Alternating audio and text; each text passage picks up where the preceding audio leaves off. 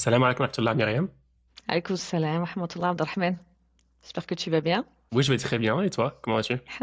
Alhamdulillah, je te remercie. Barakallahu fik. Je vais bien. Merci de l'invitation, Abdelrahman. Ah bah, c'est mon plaisir de t'avoir sur le podcast. Avant de te présenter et qu'on commence l'interview, je vais rappeler aux internautes que la Makers Conference approche, donc le 4 avril, un événement qui rassemblera les acteurs du changement de la communauté. On s'attend à avoir plus de 600 personnes, Inch'Allah. Donc, si vous n'êtes pas inscrit ou si vos amis ou des membres de votre famille ne sont pas inscrits, c'est toujours possible. Je mettrai le lien en description, Inch'Allah.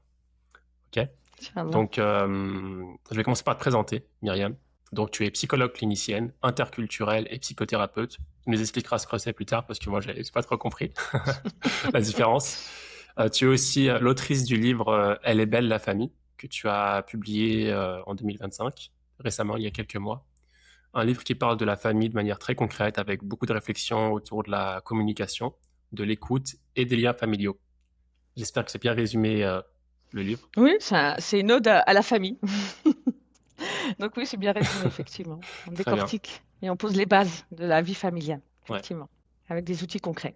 Génial. On va parler de ce livre en profondeur, Inch'Allah. On va donner des exemples et des cas pratiques parce que je pense que le sujet de la famille, c'est un sujet qui touche tout le monde. Mais avant ça, juste, tu peux nous expliquer la différence entre psychologue clinicienne interculturelle et psychothérapeute? Ça veut dire quoi tout ça? Alors, pour être psychothérapeute, c'est un titre qui est protégé, donc il faut obligatoirement être psychologue clinicien. D'accord? Et clinicien, D'accord. ça vient de cliniquer, qui veut dire au chevet. On est au chevet du malade. Donc, c'est vraiment, on est dans D'accord. une approche très au plus près de la personne, du patient, et on l'accompagne à dépasser la problématique pour laquelle il vient nous consulter. Et interculturel, c'est Ok. prendre en compte la dimension culturelle dans la dimension, comment dire, dans la personnalité de l'individu. C'est-à-dire que on est tous culturés, on a tous une culture, on vient tous d'une culture. C'est une dimension moi qui m'a toujours intéressée, étant moi-même riche de mes trois cultures, française, arabe et marocaine et berbère. Donc c'est une dimension. Je me suis toujours dit qu'effectivement la dimension culturelle va venir influencer, modifier, façonner le psychisme. Et il y avait tout, je vous renvoie à tout un courant d'ethnopsychiatrie, c'était Georges Devreux qui avait initié ça en France, où il était question de prendre en compte la culture du patient dans sa psychothérapie. Et au début, bon, j'ai beaucoup travaillé cette question-là, et petit à petit, je suis arrivée à plutôt une approche, on va dire, psychospirituelle musulmane, où là, on prend en compte aussi, et ça veut dire surtout, sa foi, sa croyance en Dieu ou pas. Mais en Hmm. tout cas, on essaie de comprendre le système de croyance de son patient. Donc, c'est des dimensions fondamentales. Et voilà, quand j'entends j'entends un psychiatre notamment, pour pas le citer, mais qui a écrit un livre qui s'appelle Psychothérapie de Dieu et qui dit que au bout de 50 ans peut-être de pratique, il réalise il ne prenait pas en compte une dimension qui était fondamentale, c'était celle de sa croyance en Dieu. Moi, je me dis, oui, on a encore beaucoup de travail à faire sur ce côté-là. Ok. Ok. Ok. J'ai l'impression personnellement qu'aujourd'hui, d'une génération à l'autre, moi je parle en tant que enfin, moi personnellement, mes parents sont nés en France, mes grands-parents sont venus d'Algérie. Mais déjà entre ces trois générations-là, on a une façon de voir la famille et de l'organiser qui change parfois radicalement sur certains aspects. Et je me demande si ça a toujours été le cas en fait cette évolution, ou si c'est quelque chose qui est récent. C'est quelque chose que tu peux voir toi aussi. L'évolution de la famille, oui, je pense que elle évolue, mais en même temps, c'est un peu aussi l'objectif de ce livre, c'est-à-dire qu'il y a quand même une base commune. Il faut qu'on partage une vision Mhm. commune de ce que c'est faire famille pour pouvoir se retrouver quand même, avoir un socle commun. Et après, heureusement d'ailleurs que chaque famille a sa manière de faire famille qui lui est propre. Heureusement, on n'est pas des clones. Pour moi, c'est un peu Oui. à l'image du cadre que Dieu nous donne. Il y a un cadre large, donc il y a un cadre dans lequel on doit s'inscrire. Puis après, libre à nous de nous mouvoir comme bon nous semble à l'intérieur de ce cadre. Et aujourd'hui, puisqu'on a l'impression que faire famille, ou en tout cas la famille, elle évolue et on a l'impression qu'elle est différente et qu'elle est nouvelle. On a même l'impression que c'est nouveau cette dimension-là, Ouais. alors que de tout temps et en tout lieu, La famille a toujours existé. La première famille, quelle est-elle? C'est la famille que constitue notre père Adam alayhi salam avec sa femme Hawa. Dès qu'un couple s'unit, ils fondent une famille. C'est une famille, ils constituent une famille. Donc, la Ouais, famille a toujours existé. Je pense même que c'est dans notre fitra, donc dans cette religiosité innée en nous, dans cette programmation divine en nous, que nous sommes mus, en fait, pour fonder naturellement une famille. Donc, on vient tous d'une famille et ouais. on est enclin naturellement. Quand je dis naturellement, c'est-à-dire si c'est pas dévoyé, si c'est pas corrompu, si c'est pas voilà, parasité par l'environnement dans lequel on a grandi, par les expériences, etc. On a naturellement besoin, envie de fonder une famille. C'est pour ça, quand je dis souvent aux parents, c'est un indicateur précieux quand on demande à son jeune. Moi, j'aime quand je vois des jeunes, quel que soit l'âge, hein, 10 ans, 7 ans, 15 ans, 20 ans. Comment tu te vois alors en fonction de l'âge, hein, 10, 15 ans, 20 ans, mais vraiment, j'essaie de les propulser vers la vingtaine. Et quand on me dit, bon, je sais pas, ou alors on va juste projeter au niveau professionnel, dans le meilleur des cas, des fois. Parfois, il y a des gens qui n'ont même pas d'aspiration, d'ambition professionnelle. Donc, mais familialement, bah non. Ou alors, et là, je dis aux parents, c'est un warning, ça. Ça, c'est un voyant qui commence à s'allumer orange, qui commence à s'allumer sur le tableau de bord. Quand l'enfant, il dit, mais moi, j'ai pas envie. Ah, mais jamais de la vie, je Hmm. me marie. Mais jamais de la vie, j'ai des enfants. Ah, moi, je veux pas avoir d'enfants. Là, on sent bien que c'est déjà l'enfant blessé, qui ne veut pas se projeter à blesser à son tour un autre enfant. Donc, on comprend qu'il a déjà intériorisé que un enfant de base va être blessé, va être meurtri par son histoire. Donc ça, c'est un indicateur. Un parent qui entend Ouais, ça, moi je dis, ouais. alors, réagissez, ne rigole. Beaucoup de parents rient. Ah, mais il ne veut pas faire une famille. Ah, mais posez-vous des questions. Quel est le schéma? Quel est le modèle? Qu'est-ce qu'on lui donne à voir au quotidien? Et qu'est-ce qu'on lui fait vivre au quotidien pour qu'il n'ait même pas envie de se projeter? C'est comme si on demandait à une plante, enfin, qui, du jour au lendemain, qui veut plus pousser, qui veut plus grandir. Il faut se poser la question si on Mhm. verrait une plante plus poussée. C'est comme on dirait, mais il y a un problème, pas dans la plante, il y a un problème de ce qu'on lui donne. Oui, on dirait, mais peut-être j'avais Ouais. passé à la lumière, je J'imagine. l'ai peut-être mis trop d'eau, Hmm. etc., etc. Ou pas assez. J'imagine ce que je voulais dire dans la différence entre différentes générations, c'est que on va dire qu'il y a des choses qu'on peut retrouver, par exemple, en termes d'éducation. Les gens de ma génération versus plus anciennes ou qui viendront après, je trouve plus parfois de ressemblance avec les gens de la même génération que je peux avoir, parfois. Mhm. Et pareil pour les générations d'avant, ils avaient plus de ressemblance entre eux. Et il y a quand même des patterns, des modèles qui générationnels qui évoluent, pas Mhm. seulement en termes de nouvelles familles, mais c'est l'époque qui évolue aussi et peut-être Oui, la culture qui fait que la manière dont on voit la famille évolue par exemple en termes d'éducation des enfants, ça peut être, ou autre chose, hein, ou relation avec la belle famille ou avec la famille, les parents, tout ça, même de oui, couple. effectivement, c'est ce qu'on appelle Mhm. l'épistémé, en fait. C'est tout ce qui est en lien avec une Mhm. génération. Il y a des choses qu'on reproduit et que même après, quand la génération d'après, quand elle regarde ce que faisait la génération d'avant, on dit, mais comment vous pouviez accepter ça ou comment vous faisiez? Mais ça nous, voilà, ça Mhm. dépasse notre entendement. Mais parce qu'effectivement, il y a des choses qui sont propres à une génération. Et on va étudier et on va se rendre compte du bien ou du moins bon de la génération précédente sur la génération suivante. Comme aujourd'hui, on réalise Ouais. que les dégâts dans les familles et la place de chacun, en tant que homme, mari ou femme ou père ou mère, on sent bien que les conséquences d'une éducation donnée par la génération précédente et par la société aussi. Il faut dire qu'on on s'adapte aussi à l'environnement. On est aussi influencé par l'environnement dans lequel on vit, par ce qu'on appelle les facteurs épigénétiques, pardon. Ouais, c'est ça, Oui. Et, épigénétique. Hein. et selon toi, à quoi ressemble, si tu avais une famille comme ça et que tu pouvais un peu tweaker et choisir un peu les paramètres de la famille idéale, à quoi ça ressemblerait? En fait, c'est un peu, j'allais dire, c'est un peu la première partie de mon livre.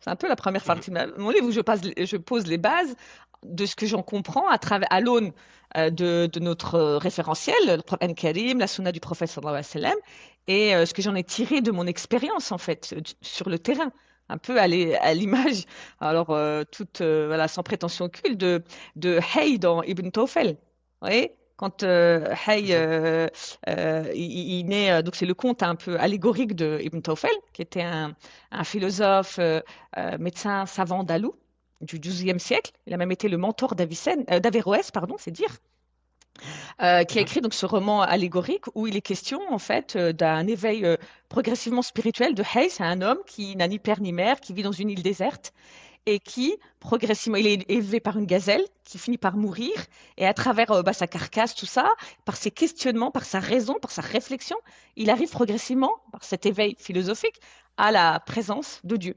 Et après, il rencontre un homme qui, lui, a découvert Dieu par le Coran, et qui lui est dans cette recherche de méditation et d'une lecture allégorique du Coran Karim, et qui vont se rencontrer. Et ensuite, ils vont aller dans un village où là, ils vont rencontrer des gens qui ont plutôt une lecture littérale du Coran. Et on voit là, voilà, moi, je vous invite à le lire. Enfin bref. Et donc, pourquoi je parle de ça? Je veux dire, voilà, c'est par rapport à ce que j'ai rencontré dans le terrain que progressivement, je suis arrivée à ce que Dieu nous dit. Quand bien même je viens d'une famille musulmane, en fait, je connaissais, mais de le vivre concrètement, ce que fait, les dégâts que ça peut causer quand on dépasse hududullah, les limites que Dieu a établies pour nous, ben, ça me fait prendre conscience. Et puis toujours cette réflexion. En souvent on me dit, mais ça t'arrache pas le cœur quand tu es face à des patients avec des problématiques lourdes, etc. Ça m'arrache pas le cœur. Enfin, ça m'arrache pas le cœur, non. Mais ça me laisse pas indemne. Mais au contraire, comment dire, c'est stimulant intellectuellement de devoir comprendre. En fait, je me pousse à comprendre comment on peut en arriver là. Qu'est-ce qu'il a manqué, en quoi? Et donc, en fait, à travers ces connaissances empiriques, on va dire, plus un peu l'intuition, comment Allah Ta'ala il nous guide dans ça, plus voilà, un peu de spéculation théorique, petit à petit, oui, j'ai un peu défini à ma manière un peu voilà, ce que pourrait être la famille idéale. Donc, pour répondre à ta question, mon cher Abdelrahman, excuse-moi, j'ai un peu digressé. Mhm. C'est pour ça que je commence le livre en disant est-ce que la famille musulmane est-elle une famille comme les autres? Parfois, quand je rencontre des Mhm. couples ou des familles, je vous jure, je me dis, mais en quoi sont-ils différents? En quoi leur foi les rend différents par rapport à l'autre famille que je viens de rencontrer, qui se dit athée? Je ne vois pas de différence. Et parfois même, ou le couple, parfois je vois plus de rahma, d'amour dans un couple non musulman, non croyant, des mots d'amour, ils se tiennent par la main, ils se parlent, il y a beaucoup de respect que Ouais. face à un couple dit croyant musulman face à moi et qui se déchire. Et qui a pu, on le Mhm. voit que c'est Mhm. feu de tout bois et des fois ça va loin, hein. Des fois je dois même interposer Mhm. pour pas qu'il y ait une certaine forme de violence physique parce que la verbale on l'a déjà dépassé. Donc Ah oui. comme je dis, notre Mhm. foi si elle est là, elle est pas, c'est pas qu'un mouchoir comme moi je le dis un peu sous forme de boutade, mais c'est pas un mouchoir qu'on laisse dans la poche et qu'on sort qu'une fois qu'on veut essuyer ses larmes. La foi c'est quelque chose qui Mhm. nous habite, qui doit être là tout le temps, c'est notre boussole, c'est notre référentiel. Et donc la famille idéale, c'est une famille déjà où il y a beaucoup d'amour, où on se marie selon le pacte divin. Donc c'est un pacte solennel. À la sunnati wa rasuli. Donc ce pacte-là solennel, il est lourd, c'est Mithaq Ghalid.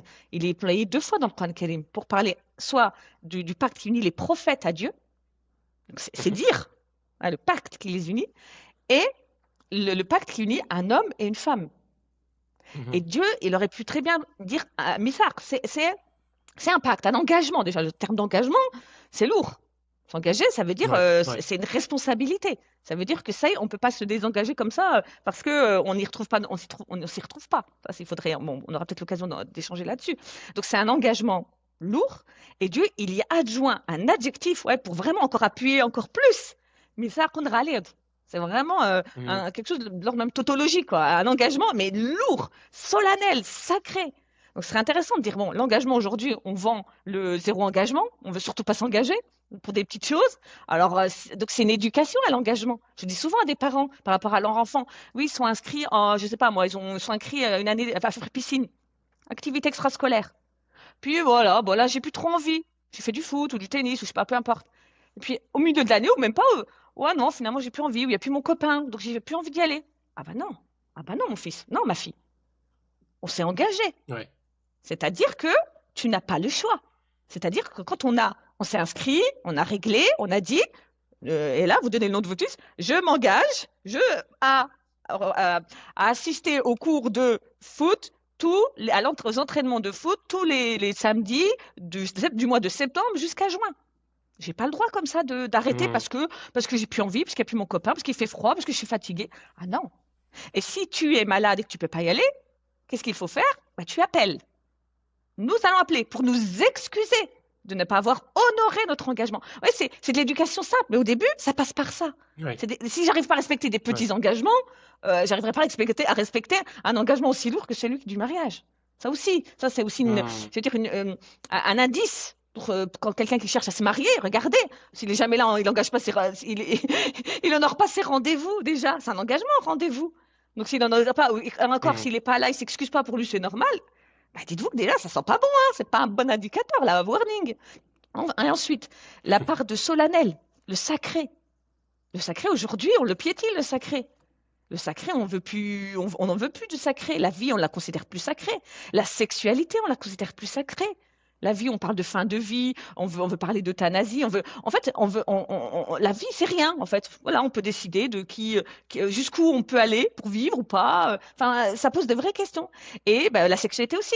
La sexualité, c'est quelque chose de sacré. Donc, l'adultère, c'est grave. La fornication, c'est grave. L'adultère, pour moi, c'est une forme de. Moi, pour avoir suivi beaucoup de femmes qui ont subi l'infidélité de leur époux, je peux vous dire qu'on ne se relève jamais. Ah, excusez-moi, je ne vais pas être pessimiste, loin de là. Mais je veux dire, il y a toujours une part de soi Hmm. qui a été blessée. On a tué quelque chose dans ce couple. Enfin voilà, donc déjà un pacte solennel qui unit ce couple. Donc on a chacun des Oui. deux parties en ont réellement conscience. Donc avant de se Mhm. lancer, parce que aujourd'hui on se lance facilement parce qu'on est mu, paraît-il, par l'amour passionnel, qu'on nous vend partout, en nous faisant croire que parce qu'on s'aime, bah ça y est, on a l'ingrédient essentiel et l'amour sera plus fort que tout. L'amour permet de voler, de se dépasser. Ces discours-là, c'est faux. Pas l'amour passionnel, en tout cas. Mhm. Mhm. C'est l'amour Oui. céleste, oui, qui permet de se dépasser, qui permet de régler bien des déboires et des différends. Mais pour moi, il ne naît qu'après l'union. Il n'est pas avant. Avant, c'est de l'attirance, c'est de l'intérêt, oui, une envie d'eux. Mais pour cela, avant de vraiment se lancer, il faut être bien entouré, il faut demander conseil, il faut mener des enquêtes. Là, on parle d'un engagement. Pour moi, c'est un tournant dans une vie, un mariage. C'est un tournant. Ouais. Et on ne se marie pas qu'avec une personne, on se marie avec tout son univers, sa culture, sa famille, sa culture familiale, ses névroses familiales, c'est tout ça. Donc c'est un leurre de croire, voilà, il n'y a que lui et moi, et seul face au monde, et seul, voilà, voilà, seul isolé. Ouais. Non, c'est faux. Donc voilà, Ouais. ensuite, je ne sais pas si tu veux que je poursuive le Ouais, développement ou vas-y, tu n'hésite veux. pas. Ouais, ouais, Mais après, voilà, cette tu peux famille, continuer. elle découvre, bah, elle se découvre, hein. Ouais, on se marie, comme le hadith du prophète sallam, hein. La personne qui s'est mariée, elle a fait la moitié de sa religion, mais après tout le reste, c'est la crainte révérentielle en Dieu, la taqwa, c'est pas pour rien. Parce que là, on va se Mhm. découvrir. Donc, on va découvrir soi-même à travers l'autre. L'autre, c'est un miroir. Donc, il faut avoir cette possibilité de se remettre en question, comprendre que l'autre, il va me renvoyer des choses. Et que forcément, si j'ai pas eu l'habitude de voir ça en moi, parce qu'avant, mon environnement familial, ben, il me le disait pas forcément, là, lui, il Mhm. va me le renvoyer ou elle va me le renvoyer. Donc, il faut que j'ai vraiment cette disposition-là pour me remettre en question. Être dans cette muhasabat nefs, cette taskiyat nefs, qui pour moi sont l'eau et le savon du croyant, hein. Je veux dire, il ne faut pas attendre d'être malade ou Mhm. d'avoir des problèmes psychologiques pour faire un examen de conscience, travailler sur soi, etc. Et donc, le couple, c'est un booster, enfin, je sais pas comment vous dire, ça va être un catalyseur de remise en question parce qu'il va renvoyer quelque chose, Ouais. le conjoint.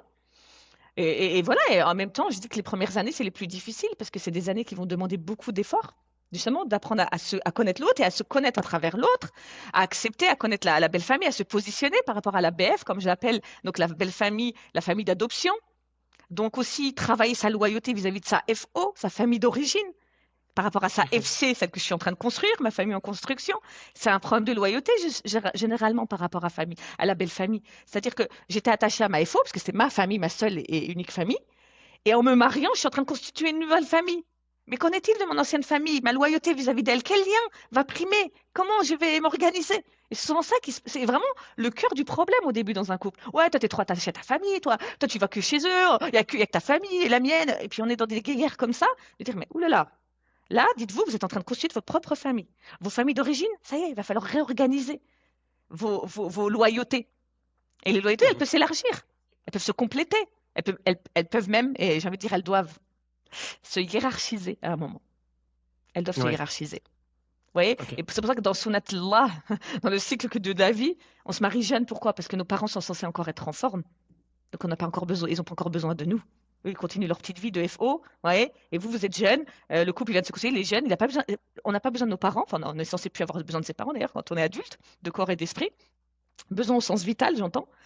Et donc, ben voilà, il y a pas de loyauté, on n'est pas face à un conflit de loyauté. On ne se sent pas Mhm. déloyal parce que mes parents n'ont plus besoin de moi non plus. Ils font leur vie, moi je suis en train de constituer la mienne. Et donc on laisse tranquille ce couple en construction.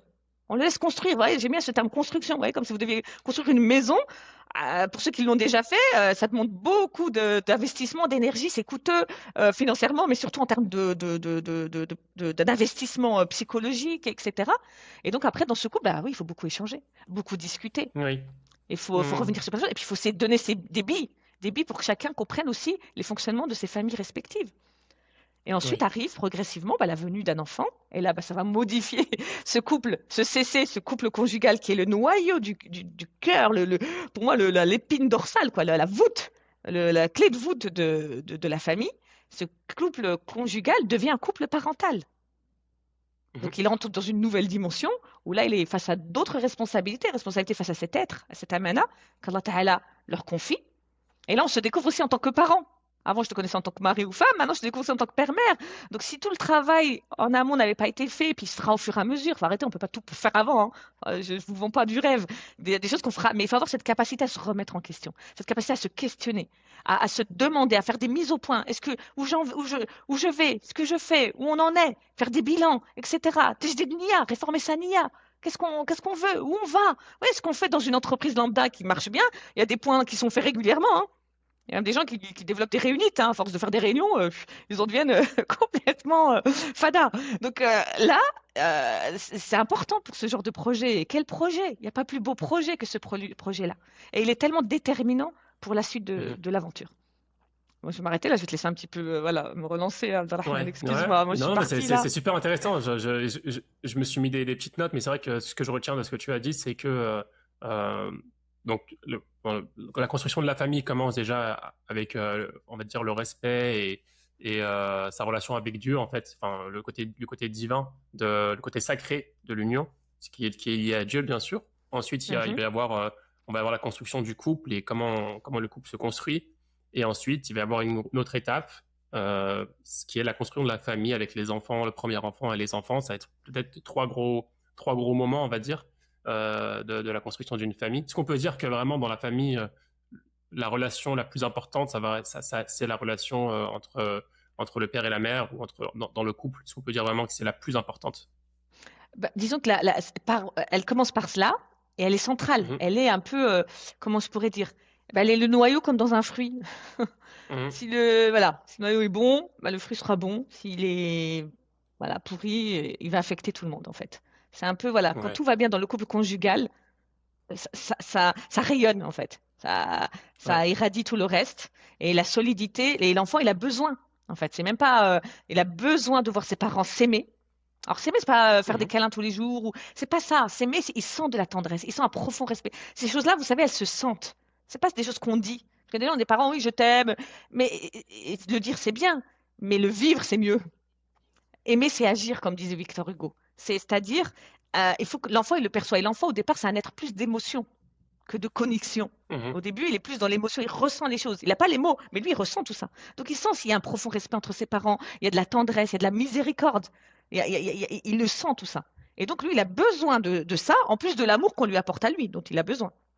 Et Mhm. ensuite, dans le couple parental, l'enfant a besoin de sentir, surtout au début, que les parents, eh ben, ils savent où ils nous mènent, quoi. Ils sont solides. Vous voyez, ils font front, ils sont Mhm. solides comme un roc tous les deux, et ils nous emmènent vers la même direction. Ça, c'est sécurisant. L'enfant, il a besoin d'amour et de sécurité. Un foyer est censé apporter, c'est pour ça que je dis, il y a deux éléments simples. Qu'est-ce que doit apporter un foyer? Allah Ta'ala nous le dit dans le Coran. Elle a dit, "At'amahum min ju'in wa amanahum min khawf." Un foyer doit nourrir contre la faim et doit apporter la sécurité et sécuriser contre la peur. Voilà pour traduire le verset. Donc, Ouais. ça veut dire quoi? La faim, bah, tout type de faim alimentaire. Bon, aujourd'hui, je pense que on manque pas, mais bon, ça arrive encore dans certains foyers parce que maintenant on mange pas qualitativement, on mange en termes de quantité, mais on mange pas sain. Donc ça, c'est un devoir pour nous en tant que parents.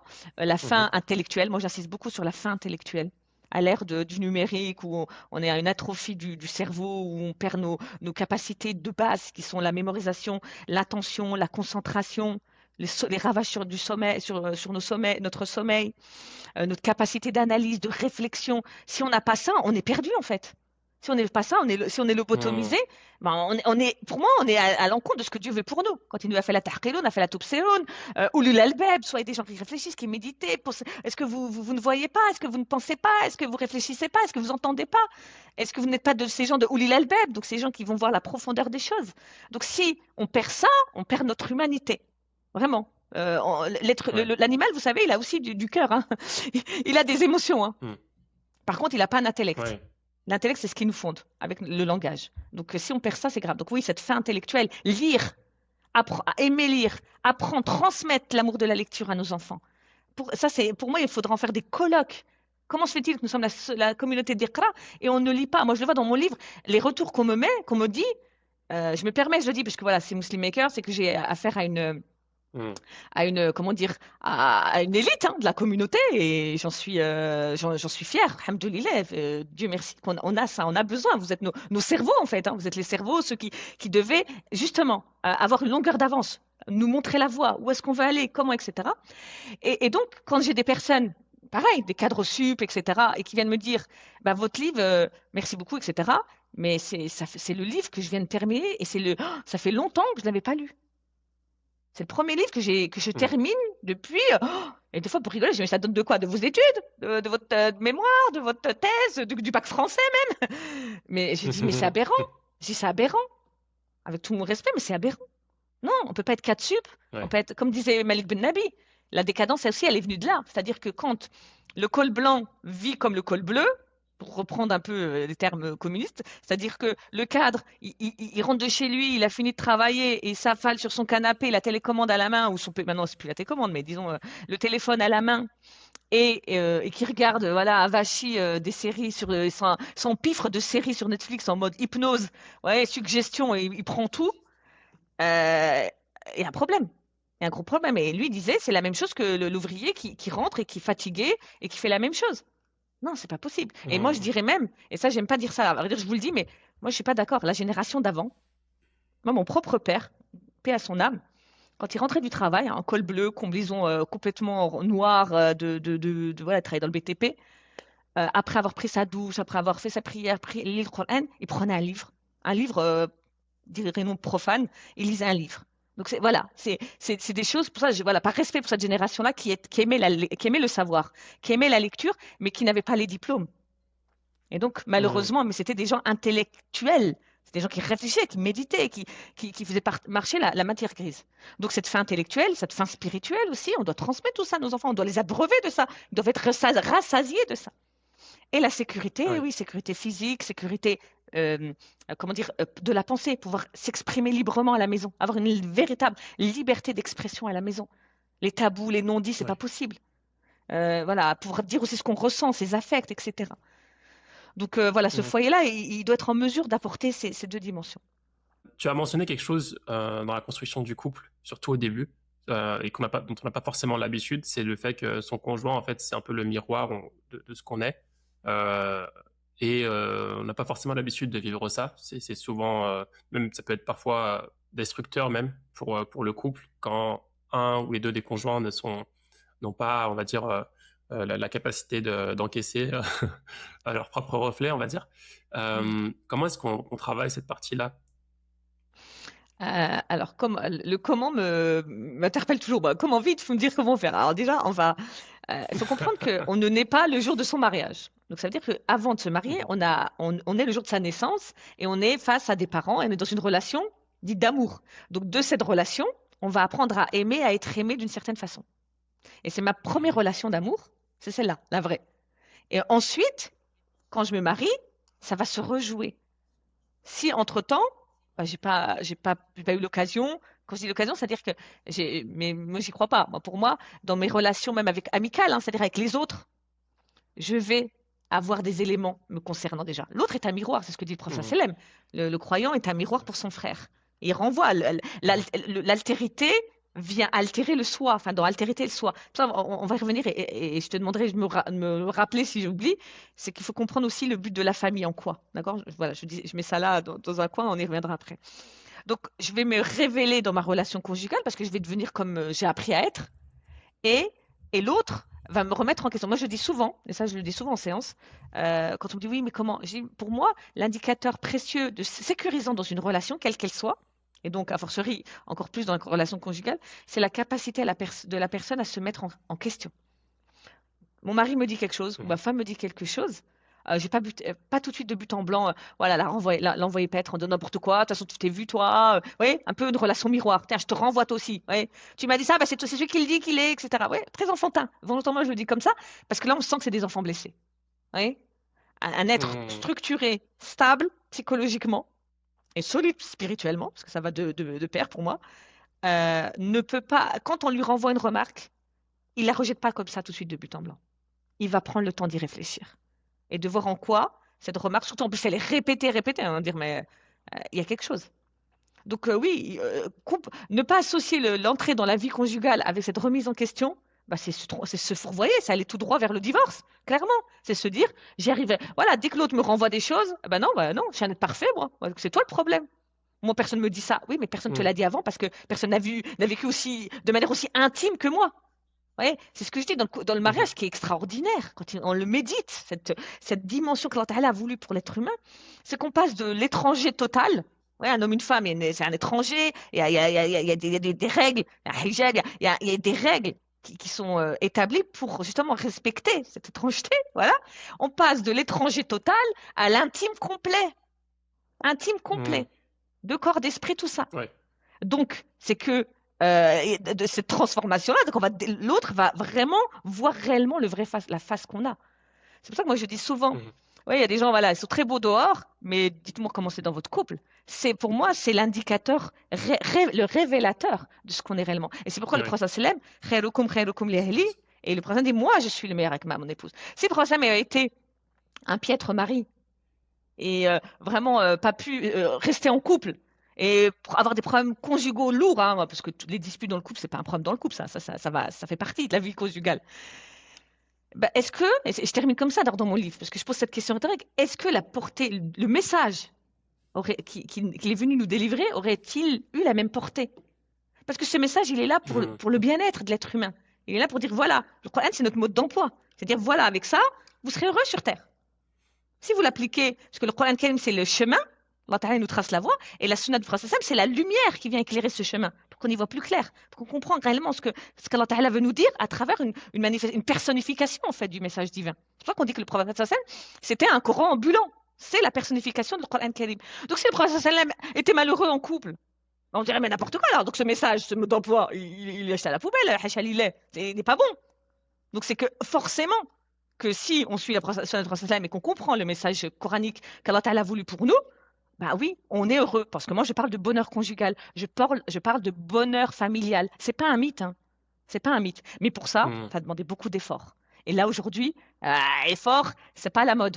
Nous, on est à l'ère du moindre effort, à l'ère de la flemme, à l'ère de je veux être heureux tout de suite et maintenant.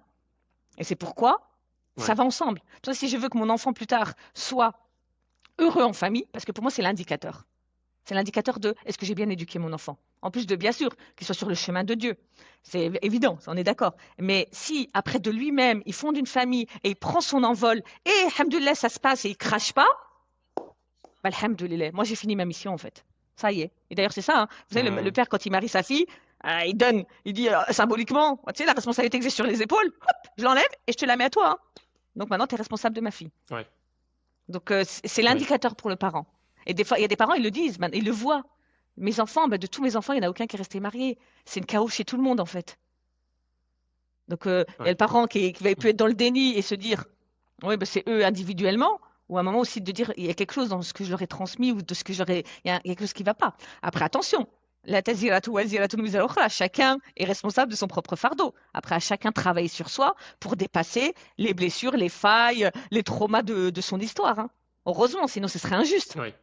Moi, je suis né dans une bonne famille, tout va bien, c'est bon, je vais être heureux. Moi, j'ai une famille éclatée sur le sol, comme disent certains. Et là, ça y est, mon avenir est foutu. Non, loin de là. Heureusement, il y en a la capacité de dépasser de la résilience. Et pour vous dire, pour moi, la définition de la patience, à sabr, Et comme on nous le définit, Allah Ta'ala, Allah Ta'ala nous parle beaucoup, Inna Allah yuhibbu as-sabirin. Dieu, il aime les patients. Le sabr, pour moi, aujourd'hui, vraiment, pour moi, c'est la résilience. Vous voyez, on nous parle de résilience à tout va. Cette capacité de rebondir, de faire de son malheur un merveilleux malheur, pour reprendre le titre d'un livre. Eh ben c'est ça le sabr. C'est pas de la patience, de la souffrance mutique. C'est pas de la passivité. C'est je rebondis. Allez, je dépasse, j'accepte et j'y vais. Et je me dis que je vais en tirer des enseignements et ça va m'apprendre. Et c'est ça le sabr. Wallahu a'lam. Mhm. Euh, dans pas mal de couples aussi, il va y avoir des comportements abusifs. Comment est-ce qu'on fait la différence entre des comportements abusifs de la part de son conjoint et potentiellement voilà, un moment où il faut vraiment se remettre en question par rapport à une remarque? Comment est-ce qu'on fait la différence? En fait, vous voyez, tout ce qu'on dit, parler, comme disait, c'est un proverbe africain, je crois. Parler, Mhm. c'est se dévoiler. Quand je parle, Mhm. moi je parle pas je dis rien de toi, Abdelrahman, je dis des choses de moi. Là, c'est mon être qui parle, c'est Ouais. ce que je dis, ça me dévoile moi, ça dévoile pas toi. Donc quand quelqu'un fait quelque chose ou dit, c'est ce que je me tue à dire dans les couples, de dire, mais quand il fait une remarque ou elle fait une remarque, ça parle de lui, ça parle pas de vous. Vous allez dire, mais c'est paradoxal, parce que vous Mhm. dites en même temps, c'est un miroir grossissant, et il me renvoie des choses de moi. Oui, c'est vrai. Mais quand on voit que c'est souvent en but de casser, de rabaisser, d'humilier. Bah, là, ça dit des choses de cette personne-là à elle. Vous voyez, pourquoi, face à ma femme ou mon homme, mon mari, j'ai l'impression qu'il est mieux que moi. J'ai l'impression qu'il me vole la vedette. Ben, il y a un problème d'estime de soi profond à ce moment-là. C'est-à-dire que on est dans une espèce de compétition. Il y a des couples comme ça où il y a une espèce de compétition vicieuse et implicite et insidieuse qui est pas saine. Mhm. Parce qu'on n'est pas, en fait, on fait pas couple. Parce qu'on a nos individualités malades, elles sont trop prégnantes par rapport au couple, en fait. On a plus envie de mettre Mhm. le couple, l'individu en avant que le couple. Je ne sais pas si tu me comprends bien, Abdelrahman. C'est comme, je sais pas, dans Ouais, une équipe, ouais, ouais. il y a celui qui a un problème d'ego, ben, il va vouloir jouer solo, quoi. Vouloir qu'on attire la lumière Mhm. sur lui, c'est moi, hein. Et c'est moi le meilleur. Alors que si on a intégré on est un couple, on est une famille, on est un couple, et que la victoire de l'un, c'est la victoire de l'autre, que la difficulté de l'un, c'est la difficulté de l'autre, et qu'ensemble, on est là pour s'entraider, qu'on n'est pas là pour se juger, et puis s'indexer, et puis voilà, se rabaisser, euh, et ben là, ça dit quelque chose de celui qui passe son temps en fait à casser, humilier, rabaisser, bien sûr. Maintenant, ça montre que l'autre est malade. Et des fois, j'ai des couples comme ça, où la femme ou l'homme va me dire, mais c'est vrai, je dis oui, dans le couple, la part que chacun met n'est pas la même. Mettons, il y en a un, il va mettre 80% d'assainissement, de choses saines, et l'autre, alors on va mettre, et l'autre 20%. Donc ça veut dire que chez celui de 20%, il y a 80% de choses malsaines, de choses souillées, blessées, va falloir travailler. Mais la question, Mhm. c'est comment on prend conscience de ça? Honnêtement, moi Ouais. aujourd'hui, avec l'expérience que j'ai, je dirais que la prise de conscience, vraiment le Eureka, l'ampoule qui s'allume, elle est d'ordre divine. Ça veut dire quoi? Ça veut dire que le sabeb, ça vient de nous. C'est un peu comme le sommeil. Voilà. J'aime bien mettre ça en parallèle avec le sommeil. Dormir, l'endormissement, il vient pas de nous, c'est divin. D'ailleurs, Dieu nous le dit dans le Coran. Wa min ayati, il nous dit parmi ses signes, il y a le sommeil. Il a fait le sommeil pour que vous dormiez la nuit, pour que vous reposiez. Donc ça veut dire quoi? Que Mhm. le fait de lâcher prise et de s'endormir, qui sait à quel moment il lâche prise? Personne, parce que c'est divin. C'est une intervention divine. Et par contre, le sabeb, ça veut dire quoi? Bah, je me mets en état. Je ferme le volet, je me mets en condition dans mon lit, je me mets en condition sur le côté droit, chez ma dua, nanani, patati, je me mets en condition pour provoquer cet endormissement. Alors, si je me mets une pleine lumière comme ça, bon, comme fait beaucoup, beaucoup, à scroller en plein jour, voilà, je risque pas de trouver le sommeil, hein. Ça, il va pas venir, hein. La grâce divine, elle va pas tomber sur moi. Et ben, c'est la même chose pour la prise de conscience. C'est-à-dire que il faut que je mette autour de moi, il faut que je mette énormément d'éléments qui vont m'aider à faire cette prise de conscience. Donc, à travers le conjoint est un élément, c'est-à-dire un aideur, un facilitateur Mhm. qui va me renvoyer des choses, le fait de travailler de se poser des questions, de regarder à droite à gauche aussi, sans s'en comparer, hein, mais de Mhm. dire, attends, il y a quelque chose qui ne va pas en fait. Oui, et la lecture, des rencontres, des podcasts, des choses comme ça qui vont petit à petit me permettre Bah, de réfléchir, parce que c'est ça en fait. La prise de conscience, elle vient par le fait qu'on vient secouer. Moi, j'avais une croyance, je pensais, j'avais une idée d'une chose, et quelqu'un m'amène une autre idée, différente de la mienne, et là, ça me secoue. Je dis, ah bon, moi, je voyais pas ça comme ça. Ah, j'avais jamais vu ça comme ça. Et là, donc peut-être que oui. Ah oui, peut-être que c'est vrai. Peut-être que c'est comme ça. Et donc après, bah, Allah Ta'ala, bah, il facilite, et là, il y a cette prise de conscience, et on réalise que le problème est chez moi. Et des fois, j'ai des couples, c'est comme ça, alhamdoulilah. Là, le mari ou la femme dire, non, ça y est, là, je réalise que c'est moi, en fait, le problème. Il y a un truc en moi. Et là, on va voir dans l'enfance, on va essayer de comprendre, etc. Et là, alhamdoulilah, moi, je dis tout le temps, mais c'est une preuve de l'amour de Dieu sur vous. Quand Dieu permet à quelqu'un de se remettre en question, de travailler sur soi, de soigner ses blessures, mais quelle plus belle grâce il peut y avoir à part celle-ci, franchement. Donc voilà, Ouais. ça demande voilà, cet effort-là, mais c'est quelque chose qui se travaille. Et c'est en travaillant qu'on devient, Ok. en forgeant qu'on devient forgeron. Tu m'as demandé de te rappeler, qu'on parlera plus tard sur le but de la famille. Tu veux Oui, qu'on revienne sur ce barakallahu sujet? fik, merci. Tu suis, super. Ouais. Barakallahu fik, Abdelrahman. Oui, je disais, en fait, donc je disais, le foyer, il apporte amour et sécurité. Pour moi, c'est les terreaux, c'est le terreau, en fait, c'est les engrais d'un individu. L'individu qui Mhm. va naître dans cette famille, c'est la graine, en fait, qui a germé et qui, machallah, pousse. OK? Et Mhm. le but d'une famille, si Allah Ta'ala a créé cette institution-là pour l'être humain, il l'a voulu comme tel, c'est parce que dans cette famille, en plus d'avoir cet amour et ces engrais-là, en fait, c'est juste l'engrais, l'amour, je dis juste, mais attention, je minimise pas, hein, l'amour et la sécurité, il va apprendre dans cette famille un rapport à lui-même et un rapport à l'autre. Et c'est ça ça, c'est fondamental.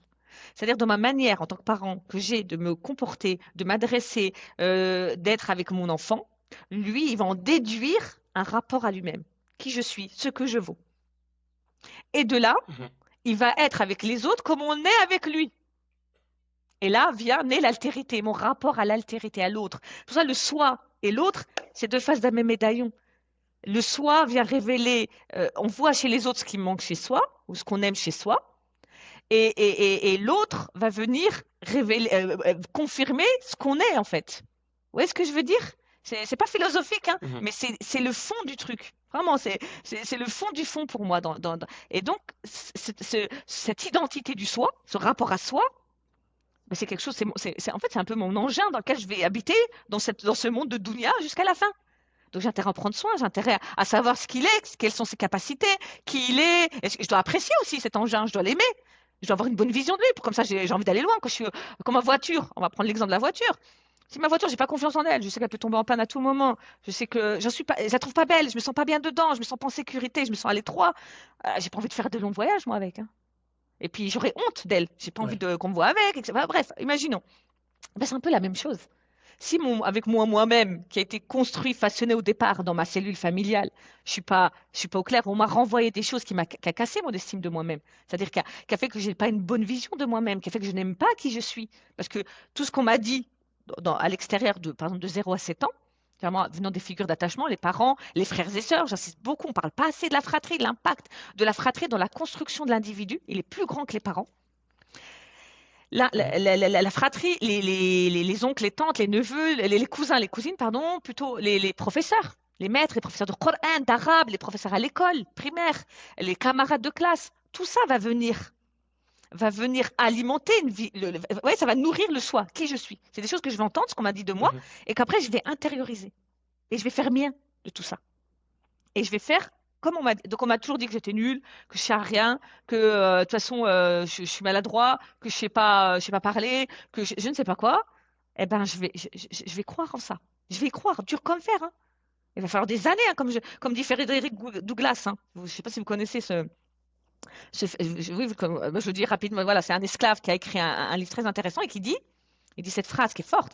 Il dit, il est plus facile de construire des hommes des enfants forts que de réparer des hommes brisés. Et ça, je peux en témoigner. Mhm. Ouais, faire des thérapies de restauration d'estime de soi. Oh, oh là là, c'est pas facile. Et c'est même pas, comment dire, c'est pas quelque chose après sur lequel en fait, ça peut revenir. Quand je dis ça peut revenir, attention, ça veut dire que l'estime de soi, elle fluctue, quoi. Donc, attention. Ouais. Ouais. Donc, c'est quelque chose de moins certain que quand on construit d'emblée quelque chose de solide et ça va rester. Donc Ok. voilà, c'est pour ça que je dis, dans la famille, on apprend ce rapport à soi et à l'autre, et le dit rapport à soi et à l'autre, qu'on va dupliquer partout. L'humanité, c'est quoi? C'est pour ça que je parle de apprendre à bien faire famille pour bien faire société et pour bien faire Hmm. humanité. En fait, ça va ensemble. C'est pas la famille pour la famille, oui, bah, la famille. Non, la famille parce que c'est là qu'on va prendre son rapport à soi et à l'autre, et après qu'on va dupliquer. Et des gens qui, vous le Hmm. voyez, je pense que vous l'avez tous déjà expérimenté dans la société. Vous le voyez, quelqu'un qui s'en prend à tout le monde, ça va jamais avec les autres. Mais c'est parce qu'il y a un problème chez lui, hein, ni plus ni moins. Je dis des fois, mes patients, vous n'êtes pas bien Mhm. avec votre conjoint, avec vos enfants, avec votre patron, avec vos collègues, avec le taxi, votre prochain, votre voisin. Il n'y a pas un dénominateur commun à un moment, tout ça. Ouais. Ah, je sais pas, dites-moi. Bah, regardez, mais c'est vous. C'est vous, c'est vous, c'est vous, il y a quelque chose qui ne va pas. Donc vous avez toujours l'impression que si Hmm. quelqu'un ne vous respecte pas, vous lui sautez dessus. Si on vous parle mal, vous prenez ça comme une agression. Si on vous fait une remarque, c'est parce que vous êtes fragile. Votre forteresse, elle est fragile, hein. Et vous savez, des fois, je le dis à des colosses, à des Golgoths de 1,90 m, carrés, etc. Je leur dis, mais en fait, non, il y a encore un enfant intérieur qui est tout blessé, qui n'a pas confiance en lui, qui est tout fragile, vulnérable. Et parfois, on peut avoir des personnes toutes frêles, mais je peux vous dire qu'elles ont une estime d'eux-mêmes qui est stable, hein, qui est solide. Ouais, c'est pour ça quand on parle souvent d'Abou Bakr Siddiq, radiallahu anhu, là je vous le dis, j'y pense. On le présente souvent comme quelqu'un de frêle, ouais, un peu. On n'a pas l'image mentale collective, dans la conscience collective de Omar ibn Khattab qu'on nous présente comme.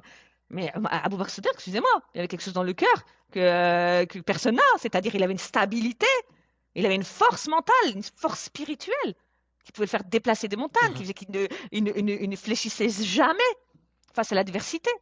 Ben, c'est de ça dont Ouais. on a besoin dans notre communauté. Et donc, la famille va venir construire ça. Et un dernier point par rapport à ce rapport à soi et à l'autre, qu'est-ce qui fait le trait d'union entre le soi et l'autre? Ben, c'est l'empathie. Et aujourd'hui, c'est pour ça, c'est catastrophique. Si on n'a plus l'empathie pour se mettre à la place de l'autre, comprendre ce que l'autre vit, ben, on a perdu en fait. Il y a un problème. Et les engins numériques, ces armes de destruction, oui, je l'avoue, moi, humaines, civilisationnelles, elles favorisent pas l'empathie. Aujourd'hui, dans les pays scandinaves, on propose, il y a des cours d'empathie qui sont faits aux enfants. Mais je me dis, où va le monde? Quelque chose qui est dans notre fitra, l'empathie, elle est naturelle, hein. L'enfant, un petit bébé, Mhm. naturellement, il voit pourquoi il est plein d'affection pour un animal? Parce qu'il ressent quelque chose. Pourquoi, quand il voit un enfant pleurer, il va pleurer? Pourquoi? Parce qu'il ressent des choses dans son cœur. Il y a de l'empathie, il se met à la place d'eux. Il y a des enfants, ils regardent quelque chose dans la Mhm. télé ou à un écran, et puis c'est quelque chose qu'il ne faut pas faire, mais admettons, il regarde et il commence à pleurer, puis il va mais pourquoi tu pleures? Ouais, mais regarde-lui, il a failli. Ouais, parce qu'il s'est identifié, il y a de l'empathie. Donc l'empathie, elle fait partie de notre Ouais. nature humaine. Si on n'a plus d'empathie, mais pauvre humanité, au secours. Donc le trait d'union, Ouais. c'est l'empathie. Et au-delà de ça, je vais aller encore plus loin, parce que le prophète sallam, il faisait pas preuve que d'empathie. Le prophète sallam, quand Allah Ta'ala nous dit وَمَا أَرْسَلْنَاكَ إِلَّا رَحْمَةً لِلْعَالَمِينَ, c'est la rahma. La rahma, c'est ça, c'est plus que l'empathie. Et l'exemple de Taïf, il le représente bien. Taïf, c'est cette ville où le prophète sallam va pour chercher refuge. Après le décès de sa femme, radiallahu anha, Khadija, Mhm. radiallahu anha, après le décès de son oncle, enfin, voilà, ces piliers qui le sécurisaient dans cette vie, dans cette dunya. Il va Mhm. à Taïf, il cherche refuge, et là, qu'est-ce qu'il trouve? L'inverse, complètement l'inverse, diamétralement l'inverse. Il trouve au contraire les persécutions, la violence, etc. Et au moment, il va dire d'ailleurs que c'est la pire journée sur ces 23 années, la journée à Taïf, et c'est la pire. C'est dire que ça, on peut dire, allez, on va utiliser notre jargon psy, c'est le trauma, quoi. Eh ben, notre professeur, il n'est pas traumatisé, parce qu'il dépasse, il fait preuve de résilience. Et quand l'ange lui dit, si tu veux, avec mes deux ailes, je les extermine, et fini, quoi. Basta, on n'en parle plus. Ouais, l'ange parle de vengeance, quelque part, on pourrait dire. Le professeur, non, lui, c'est le Mhm. pardon. Parce que le pardon, pour pardonner, il faut être stable psychologiquement et spirituellement. C'est un processus, hein. Bon, on pourra peut-être y revenir là-dessus, j'en parle dans le livre. Le professeur dit, non, non, ils ne savent pas, un, ce qu'ils font. Et ça mais c'est une phrase, mais ça, c'est plus que de l'empathie. C'est même pas c'est de la rahma. Et deux, il arrivera un peuple, enfin une génération d'après, qui sera bonne. Alhamdoulilah, c'est ce qui a été le cas. Donc ça montre bien que quoi? Pour ça, la rahma, pour moi, elle dépasse l'empathie. C'est-à-dire que l'empathie, je me mets à la place de l'autre. La rahma, c'est je prends en compte les tenants, les aboutissants. Je vais plus loin dans l'analyse vis-à-vis de l'autre. Et c'est ce qui explique que le professeur n'a jamais Mhm. été atteint quand gamin, on est venu lui faire des remarques, atteint psychologiquement. Je veux dire, il n'a jamais douté psychologiquement de qui il était et de sa mission. Quand bien même, voilà. Mhm. Et pour ça, c'est ça pour moi l'approche psychospirituelle en fait musulmane. C'est-à-dire qu'on ne peut pas Ouais. espérer être saint euh, d'esprit sans une foi forte, et on ne peut pas espérer avoir une foi forte sans avoir une stabilité psychologique. Foi et psychisme sont Ouais. intimement liés, intimement liés. Et c'est comme, pour moi, le psychisme, c'est comme le contenant qui accueille la lumière de la foi. Mais si mon contenant, c'est une passoire, j'ai beau diversifier, quand quelqu'un va mal, on va dire oui, mais lis le Coran, fais du dhikr. Oui, c'est bien. Mais si ton psychisme, c'est une passoire, t'en goûteras pas les bénéfices. Il faut rafistoler avant. Hmm. En même temps, le psychisme. Ça, c'est précieux. C'est précieux. Wallah alam, voilà. Super intéressant. On va parler je pense que tu as mentionné le pardon aussi. On peut aller Oui. prendre cette direction-là aussi.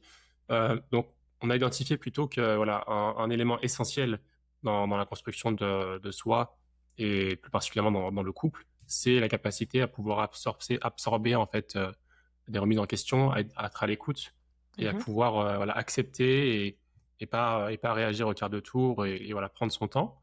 Donc disons qu'une personne voilà, travaille sur ça, réalise ça sur certains sujets, euh, et derrière fait cet exercice un peu de savoir d'où, parce que tu as parlé aussi on est un peu la construction de nos expériences, hein. mhm. Les Si on fruits, oui, remonte, tout à fait. Mm. ouais, les fruits de nos expériences, et qu'on arrive et voilà, qu'on identifie, voilà, j'ai cet aspect-là de ma personnalité qui est une partie de moi, et on arrive à faire ce travail-là, on identifie, on travaille dessus, euh, et et potentiellement, je pense que dans beaucoup de cas, et puis on peut aussi avoir, comment dire, quel est le mot? J'ai le mot en anglais grudge, on va dire du ressentiment, du Mm. ressentiment par rapport à cette personne-là. Ça peut être un professeur, un membre de la famille, un parent, quoi que ce soit. Qu'est-ce qu'on fait de cette partie-là une fois qu'on l'a identifiée? Est-ce il faut juste oublier, pardonner, dire que c'est pas de la faute à la personne? Enfin, c'est quoi la réaction à avoir par rapport à une fois Mhm. qu'on a trouvé l'origine de son problème? D'accord. Donc Pour qu'on travaille dessus. là, c'est effectivement, dans ce processus du pardon, c'est un processus, c'est-à-dire que ça va passer par différentes étapes. Et c'est comme si voilà, on monte dans un train. Je dois prendre un train, je dois aller dans une destination, et je vais prendre donc mon Mhm. train et je vais passer par différentes stations. Et de prendre mon Mhm. billet, regarder les horaires, etc., me diriger vers la gare, ça fait pas le travail en fait.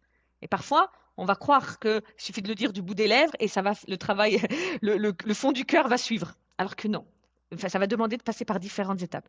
Donc, comme je disais tout à l'heure, dans une famille, on se dispute, et dans une famille, alors ça va surprendre, on se fait du mal. On peut se faire du mal. Mhm. Pas volontairement, parce que là, on est un peu sadomaso, mais parce qu'on est amené, l'être humain, on est amené à interagir, et dans nos interactions, je vais des fois dire, faire quelque chose qui va te blesser. Donc, il faut toujours, en fait, il faut comprendre ce que c'est que le pardon. Déjà, un Dieu aime le pardon et il est pardonneur. Donc, s'inscrire dans cette démarche-là. Ensuite, le pardon, donc, comme je vous disais, plein d'étapes. Déjà, la première, c'est de ne pas se venger. Oui, la première chose, quand on est offensé, se venger, c'est naturel, en fait, encore une fois. Si on laisse notre nefs, ouais, ce côté nefs qui est amar besso, si on laisse notre nefs l'attendre dans son côté, son penchant négatif, ben, quelqu'un me fait mal, moi je me venge. C'est tout. Mhm. Donc, le pardon, c'est pas quelque chose de naturel, c'est quelque chose qui s'apprend. Donc, ça veut dire que ça va demander de tenir les rênes de mon nefs et de travailler sur moi parce que c'est pas naturel. Donc, je ne veux pas me venger. Deux, je veux pardonner. Donc, ça veut dire que je veux m'inscrire dans une démarche de je veux que ça me fasse plus mal. Donc, peut-être déjà identifier, comme tu disais, bah, la rancœur, parce que c'est le fameux poison qui ronge les couples et qui ronge les familles, hein, même dans les parents. Des fois, il y a des parents, ils ne parlent pas à leur enfant pendant 2, 3 semaines parce qu'il y a une rancœur. Tu as fait ça, tu n'as pas été comme je voulais, tu as dit. Et on ne se parle pas. Au moment où il faut le plus se parler, on ne se parle pas. Chercher Mhm. la logique. Et donc, à ce moment-là, c'est vrai, j'ai une rancœur, j'en veux à cette personne. Au début, l'étape du pardon, c'est entre soi et soi-même, hein. Parce que c'est dire, je ne veux pas me venger. Deux, pourquoi ça me blesse? Pourquoi ça me fait mal, en fait? Non, ça m'a fait mal. Ouais, je dirais plutôt ça. Je ne vais pas me venger. Deux, il a dit ça m'a blessé. Ouais, ça m'a blessé quand il a dit ça, en fait. Moi, je me rendais pas compte, mais. Et comme je dis souvent, hein, pour savoir si vous êtes blessé de quelqu'un, prenez votre répertoire, et puis voyez le nom, puis vous dites, dès que vous dites son nom, qu'est-ce que ça fait dans votre cœur? C'est qu'il y a quelque chose. Il y a une petite rancune là. Il y a un petit truc là qui n'est pas encore traité.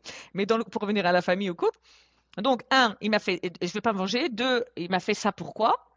Il m'a fait ça, ça m'a fait mal. Trois, ben, il faut que je le comprenne. Et une fois que je l'ai compris, ouais, mais peut-être que parce qu'à ce moment-là, moi, j'attendais ça, etc., etc. Donc, il y a vraiment un dialogue intérieur, hein. En fait, le pardon, c'est un pèlerinage intérieur, quoi. C'est vraiment un voyage qu'on fait de l'intérieur, entre vous et entre soi et Mhm. soi-même. Donc, j'essaie de détecter, de travailler là-dessus, de comprendre. Et si j'arrive, j'avance, ben, je commence à passer à l'autre étape, l'autre station, qui est ben, l'autre. Pourquoi il a fait ça? Pourquoi il m'a blessé à ce moment-là? Parce que lui, il croyait ça. Et donc, je rentre, en fait, j'essaie d'avoir cette fameuse empathie, donc de lui attribuer des circonstances atténuantes. De comprendre. Des fois, dans la relation parent-enfant, quand j'ai des adultes enfants dans la filiation qui en veulent encore à leurs parents, on en est à cette étape et des fois, c'est encore dur. Hein, on n'y arrive pas. Hein, les circonstances atténuantes, on a du mal. Hein. Et d'autres, Mhm. si. Oui, je comprends mieux. Lui-même, finalement, dans quoi il a grandi. Ah oui, je comprends. Maintenant, je comprends mieux. En fait, il ne pouvait pas me donner quelque chose qu'il n'avait pas. Il ne pouvait pas me donner cet amour, etc. Parce que lui-même en avait été privé. Et donc, ça permet, comme ça, petit à petit, eh ben, petit à petit, il y a de la lumière qui rentre dans son cœur. Et ainsi soit-il. Et les stations passant. Et ensuite, on arrive, par ce travail-là, encore une fois, c'est une intervention divine, à la destination finale, qui est le pardon. C'est-à-dire son cœur est enfin libéré de ce côté, ouais, cette oppression intérieure qu'on ressent quand on en veut à quelqu'un. Et là, ce Mhm. que Paul Ricard appelle le petit miracle du pardon, moi j'ai envie de l'appeler plutôt le grand miracle du pardon. Là, c'est une grâce divine sans nom. Parce que ça y est, ça ne fait Mhm. plus rien. Donc même la personne, ça y est, les relations, ça y est, elles se sont assainies. Il n'y a plus de il y a plus de, il y a plus de bouchons. On a mis du desktop relation, voilà, spirituel qui a débouchonné tout ça. Et alhamdoulilah, ça y est, on est bien. Et tout ça, c'est un travail Mhm. qui se fait intérieur. Ouais. Hein. Limite, on n'a pas besoin de l'autre, en fait. Et oublier, non. Parce qu'on dit, oui, pour pardonner, il faut oublier. Il y a un proverbe indien qui dit, quand on a mal, c'est comme une planche en bois, il y a des vis, des clous. Et le fait d'enlever, le pardon, c'est d'enlever les clous. Il va rester la trace, le trou. Mais c'est ça. C'est-à-dire, j'ai enlevé la rancœur, qui est le clou, et il reste la trace, j'oublie pas. Mais ça ne fait plus rien. Et limite, même, on en rit. Et dans les familles, et ça, c'est un point que je mets un point d'honneur, justement, développer, à vouloir préciser. Il faut qu'il y ait de l'humour. Il faut de l'humour dans les familles. Ouais, nous, on est là, les spécialistes, on vous dit, voilà, il faut faire comme ci, comme ça, mais il faut être cool, hein. Faut se détendre. Justement, c'est au sein de sa famille qu'on doit être soi-même, qu'on doit faire tomber le masque social, que ça y est, on se détend, on rigole, il y a de l'humour, il y a de l'autodérision, il peut y avoir de l'ironie pour titiller un petit peu. L'humour, c'est la forme suprême de l'intelligence. Hein. Vous voyez, un humoriste, un vrai, hein, je ne dis pas celui qui vont nous faire rire sur des choses pas très salaces ou pas, mais vraiment celui qui arrive dans une situation à voir le côté cocasse. C'est-à-dire que lui, il l'a vu en avance. C'est-à-dire qu'il il est vif d'esprit. Et il va prendre cette situation Mhm. et il va l'amener et il va la faire voir à tout le monde. C'est cette même chose que les autres n'avaient pas vu au même moment. Et ça, mais c'est pas de l'intelligence, qu'est-ce que c'est? Et quand un parent il me dit, mais mon fils, mais je dis, mais c'est extra, mais c'est de l'intelligence. Ah bon, pour moi, c'est un mariole, c'est un rigolo, ça. Mais pas du tout, c'est pas un clown. C'est un humoriste, c'est quelqu'un qui a de l'humour. C'est une forme suprême de l'intelligence. Et il faut rire en famille. Et justement, Mhm. quand on a pardonné, après, l'humour permet de dédramatiser. On rit de nos situations d'avant. Oh là, t'as vu?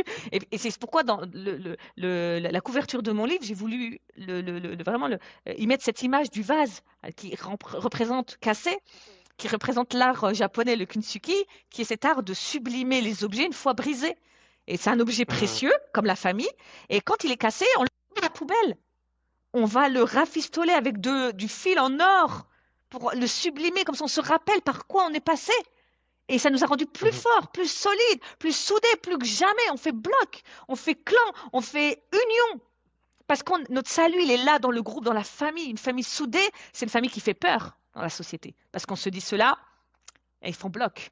Et la communauté, elle doit être, si on élargit, on doit être telle une famille. Il y en a un d'entre nous qui déconne, excusez-moi le terme, eh ben, on ne va pas le vendre en pâture à l'extérieur. Entre nous, on règle nos comptes, mais à l'extérieur, on lave pas notre sale. Et il faut avoir cet esprit de la Ouais. famille. Aujourd'hui, limite, il ne faut plus avoir l'esprit famille. Il faut avoir l'esprit famille. Il faut avoir le sens de la famille. C'est une rahma, une chance de Dieu d'avoir un clan. Alors attention, il ne faut pas Ouais. tomber au clan tribal de Quraysh. Je ne dis pas ça. Eux, c'était parce que justement, ils ne croyaient pas en Dieu. Mais tout ce qu'il y avait entre eux, cette solidarité, aussi cette fierté d'être ce qu'ils sont, ça c'est pas une mauvaise chose. Hein. Ouais. Ouais. Euh, on arrive bientôt à la fin du podcast. Merci beaucoup, Mariam. Mhm, Et il y avait un je t'en sujet prie. aussi, un dernier sujet que je voulais traiter. On avait parlé en préparant cette interview il y a quelques jours.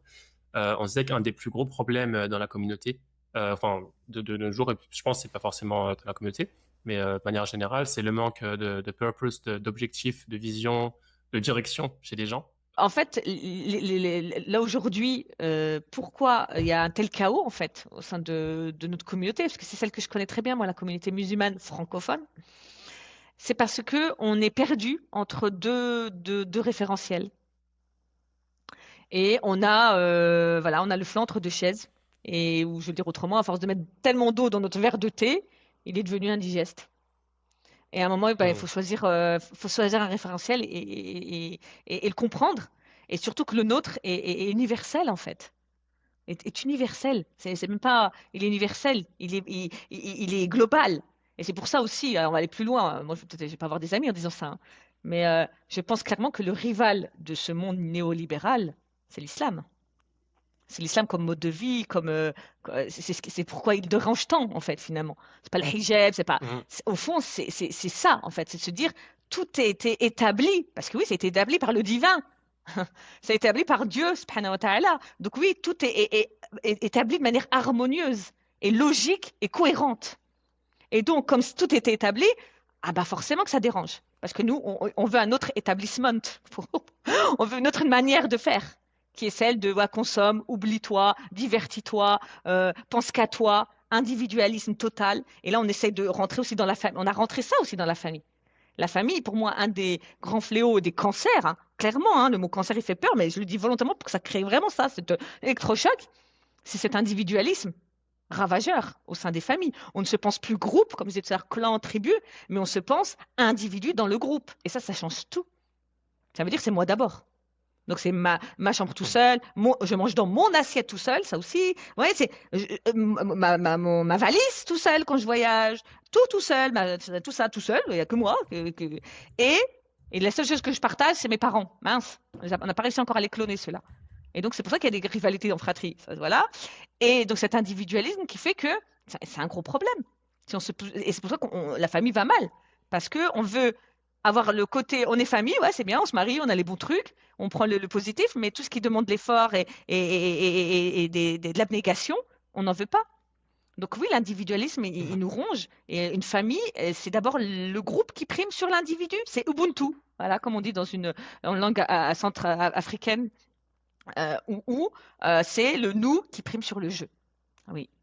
Et ça, on l'a Mhm. perdu. Et Ouais. l'idée de communauté, c'est ça, c'est le nous. Ça veut dire quoi? Dans un couple, concrètement, monsieur, madame, les enfants. Les enfants veulent sortir. On a promis aux enfants une sortie. Monsieur, allez, messieurs, je vais vous taper dessus. Le monsieur a dit, décide comme ça. Bon non, bah, finalement, j'ai regardé le match. J'ai plus envie d'y aller. Non, mais vas-y toi. On parle à sa femme. Ah, vas-y toi. Vas-y, toi, puis lui donne la. Voilà, bah, tiens, puis pour se donner bonne conscience, tiens, puis la carte, vas-y, puis fais-toi plaisir, hein, prends, vraiment, faites une bonne sortie, hein, bonne sortie, hein. Puis la femme à côté, ouais, ok, bah super, oh cool, bah je vais appeler mes copines, on va aller faire une sortie avec les enfants, on va être ensemble. Ouais, c'est un scénario classique dans certaines familles. Eh ben pour moi, on a signé l'arrêt de mort de la famille, là.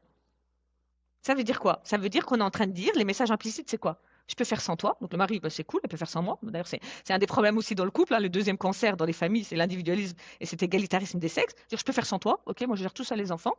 Je suis contente parce que tu m'as donné de l'argent, donc moi je vais me débrouiller. Et lui, il va dire quoi? Elle peut faire donc sans moi. Les enfants, bah, en fait, c'est souvent papa ou maman. Et donc, en fait, c'est l'individu, message implicite, qui prime sur le groupe. C'est-à-dire, c'est moi, j'ai envie de regarder le match, bah, c'est pas grave pour le groupe. Ah non. Moi, je dis souvent, hein, dans ce genre d'exemple, je dis à la femme, jamais, vous dites à votre mari, tu veux pas sortir? Eh bien, je sors pas. On sort pas les enfants. C'est ensemble ou rien. Donc, à cause de ton individualisme, là, eh ben, tu prives tout un groupe, toute ta famille, de sortir, de passer du bon temps. Et à force de le faire, je peux vous Hmm. dire que le papa, parce que c'est un papa, et lui aussi il veut du bien pour ses enfants, à un moment il percute. Mais en fait, je suis en train de priver les miens de faire des belles choses en fait. Donc allez, ok, bah allez, j'y Hmm. vais. Ah bah c'est comme ça, c'est ensemble ou rien. C'est ça Ouais. et c'est important. Et c'est au quotidien. C'est ensemble ou rien. On est une famille. Allez, on mange tous ensemble. Manger, vous voyez, les moments du repas, c'est pas tant que manger. On se nourrit pas que, si, on se nourrit pas que alimentairement parlant, on se nourrit intellectuellement, on se nourrit émotionnellement, on passe du bon temps. Faut faire de ces moments-là des moments importants, vraiment des moments structurants de la vie de famille. Donc oui, il faut que tout le monde soit là. Ah, t'as pas faim, mais pas grave. On n'a pas dit que c'était que manger, hein. Tu manges pas que t'as pas faim alimentairement, mais tu as toujours faim intellectuellement, mon fils. Et tu as toujours faim spirituellement, tu as toujours faim de nous. Donc tu viens. Et tu viens, on va discuter, tu nous écoutes, bah, parle-nous, on échange, on discute, et vas-y que ça se vanne, et vas-y que ça rigole, et vas-y que on peut parler de sujets lourds et problématiques, ou de débats, et on échange. Et c'est comme ça. Limez la cervelle de vos enfants contre la vôtre intellectuellement pour que dehors, ah mais ça y est, c'est pas nouveau pour eux. Vous voyez, Mhm. dans les sociétés, dans les familles bourgeoises, il y a un livre, moi, ce qui m'a surpris, moi, j'en parle et je vais en parler maintenant, mais bon, je sais pas pourquoi je m'embarque là-dedans, mais bon, c'est la Familia Grande, le livre de la belle-fille de Duhamel. Je sais plus comment elle s'appelle, qui Mhm. a dénoncé son père, son beau-père, qui a dénoncé l'inceste qu'il a commis envers son frère. Dans ce livre qui est vraiment, c'est vraiment, comment dire, il est glaçant tellement tout ce qu'elle y dit et voilà, l'inceste c'est un crime, etc. Et il y a quelque chose aussi moi Mhm. qui m'a interpellée, c'est quand elle dit, il y avait des tablés comme ça, ils étaient à Saverne-sur-Mer, dans le sud, dans leur villa. Elle dit, voilà, ils étaient dans leur tablé, elle était enfant encore, hein. Ils avaient, on parle d'hommes politiques, on parle de notables de la société à leur table. Et elle dit, on était avec eux, on les écoutait et on pouvait débattre avec eux, on pouvait échanger. On avait, voilà. Oui, ça pour moi, ça c'est un élément, quand j'ai lu son livre, où je me suis dit, c'est très intéressant. C'est-à-dire, voilà, intellectuellement, déjà, elle était déjà en immersion avec des réflexions intellectuelles. À l'heure où nous, aujourd'hui, nos enfants, on les préserve. On les préserve même de l'actualité. On ne veut pas. Quand je dis enfant, à partir de 7 ans, pour moi, oui, il doit commencer à connaître, comprendre qu'il y a un monde à côté, qu'il vit dans un monde. Il n'est pas tout seul, hein. Il y a un monde, il y a des choses qui se passent. Il y a des enfants qui n'ont pas la même chance que lui. Il y a des enfants qui sont privés de tout ça, que lui, des choses dont il jouit, lui. Donc voilà, et puis intellectuellement, enfin voilà, et ça, c'est quelque chose qu'il faut amener à nos enfants. Donc lui apprendre à se poser, t'es avec des adultes, oui, on lui apprend, là tu peux intervenir, pas intervenir, t'es pas sur le même plan que les adultes, mais déjà imprègne-toi, écoute, comprends. Aussi, ça, pour moi, ça va même plus loin pour nos jeunes adultes. Ce que j'appelle nos jeunes adultes, c'est ce qu'on appelle habituellement les ados, mais moi, c'est un terme que je réfute. Nos jeunes adultes, aujourd'hui, moi, je suis surprise de voir qu'il n'y a plus cet art de la conversation. Oui, un jeune adulte, ouais, il vous voit adulte, voilà, bonjour, salam, ouais, même pas ça va. Ouais, cette capacité à échanger. On se pense trop enfant. Mhm. Et je le vois, moi, c'est qu'ils se pensent encore trop enfant pour se dire, moi, je vais parler avec un adulte et puis vraiment oser échanger. Non, il faut que Mhm. nos enfants Ok. aient développé cet art de la conversation. On échange, on converse. Tu dis quelque chose, c'est une partie de tennis. Tu m'envoies la balle, je te la renvoie. Allez, et on échange et on passe un bon moment, un bon échange qui fait que on a passé du bon temps. On peut passer du bon temps avec autrui gratuitement. C'est pas extraordinaire ça. C'est parce qu'aujourd'hui, oui, il faut tout monnayer. Et donc, on en oublie l'essentiel. Ouais. Super intéressant, Myriam. C'est vachement, vachement intéressant. C'est des sujets qui sont, je pense, au risque de me répéter, hein, mais c'est ce qui sont primordiaux. Mais je pense que les auditeurs et les auditrices l'auront compris. Est-ce que tu as un dernier message à faire passer peut-être à l'audience, aux personnes, aux hommes et aux femmes qui nous écoutent? Un dernier message avant qu'on Alors, un clôture. dernier message, après tout ce que je viens de dire, qu'est-ce que je dirais? Ah bah, je dirais que faut revenir à nos fondamentaux en fait. En fait, je n'invente pas le fil à découper le beurre. Moi, je dis ni plus ni moins que ce que Allah Ta'ala nous dit déjà dans son livre sacré et que le prophète sallam nous apprend. Donc oui, moi, j'invite à la lecture d'abord de nos livres saints. On ne sera fort que si nous sommes spirituellement forts. Et il faut qu'on s'imprègne de cette lumière, il faut qu'on lise le Coran avec des yeux d'aujourd'hui qui sommes convaincus que le livre sacré est un livre atemporel, c'est-à-dire qui s'adresse au moment présent, à nous de faire cette gymnastique d'esprit. Il faut, en fait, il y va de notre salut. Restons soudés, c'est-à-dire que l'humain doit primer sur la machine, quelle que soit la machine, quelle que soit l'utilité que peut nous apporter cette machine. L'humain doit primer. Ouais. Et que Dieu nous Ok. facilite et que Dieu bénisse chaque Amen. famille. Que Dieu bénisse chaque famille et que moi je suis convaincue qu'une famille qui s'inscrit dans ça, oui, il goûtera à la grâce divine. Prier ensemble aussi. Ouais, ouais, j'ai pas parlé de la place de chacun, je le dis à chaque fois, là je ne l'ai pas dit, mais oui, la place de chacun, etc. Et le fait de prier en famille ensemble. Là, Ramadan approche, le mois béni. C'est un moment déjà qu'il faut vivre. On dit qu'il faut vivre en communion avec notre communauté, mais d'abord la communauté, sa première cellule, la cellule familiale. Il faut en le vivre ensemble. Faire de ce moment un moment Mhm. qui nous soude, qui soit, voilà, qui fasse on s'élève ensemble. Et c'est surtout pas un moment où Mhm. on est individualiste. Attention. Ouais. Wallahu alam, Ok. voilà, c'est ce qui me vient Ok. comme ça Merci. spontanément à l'esprit. C'est une très belle parole pour terminer. En tout cas, je mettrai tout en description. Je mettrai donc le livre. N'hésitez pas à l'acheter et à lire ce bel ouvrage. Elle est belle, la famille. Tu as aussi une chaîne YouTube que je Oui. mettrai aussi en commentaire Une pour ceux chaîne qui veulent écouter tes WhatsApp, en fait. J'ai interventions. fait une chaîne WhatsApp. Ouais, ouais, une chaîne WhatsApp. Pas YouTube, mais Un groupe WhatsApp? Oui, tout à fait. Et j'y publie, en fait, comment je procède? Il y a une thématique lundi que je propose. On la travaille toute la semaine Mhm. à travers des images que Ok, j'envoie, des sondages. Enfin voilà, j'essaie un peu voilà, de voir un peu, prendre la température. Et le dimanche, on fait un live. Tous les dimanches, on fait le live sur la d'accord. thématique de la semaine. Et alhamdoulilah, ça prend bien. Voilà, c'est une Trop manière un bien. petit Bah, peu, si tu voilà. m'envoies le lien, je pourrais Oui, le je te mettre en l'enverrai. description pour ceux que ça intéresse. Ok, Avec plaisir, génial. Abdelrahman. Merci beaucoup. Merci à toi, de ton invitation, ta confiance. Et Allah yajzik bikhair et que Dieu bénisse tout ton travail parce qu'il Amin. est, il est plus que nécessaire et salutaire aujourd'hui. Barakallahu fik. Merci beaucoup, Myriam. Qu'Allah te facilite toi également, qui place Amin. sa bénédiction dans tous tes projets, dans tout ce que tu fais et qui Amin. te facilite dans tous Amin. tes projets. Amin. À Barakallahu fik. bientôt, Myriam. Merci. Allah yajzik Salam bikhair. alaikum. Salam alaikum, Abdelrahman. Allah ya'awnik. Si cet épisode t'a plu, n'hésite pas à le partager avec 3 personnes de ton entourage, à nous laisser une note de 5 étoiles sur Apple Podcast et à invoquer Dieu pour qu'il bénisse cette initiative. À bientôt.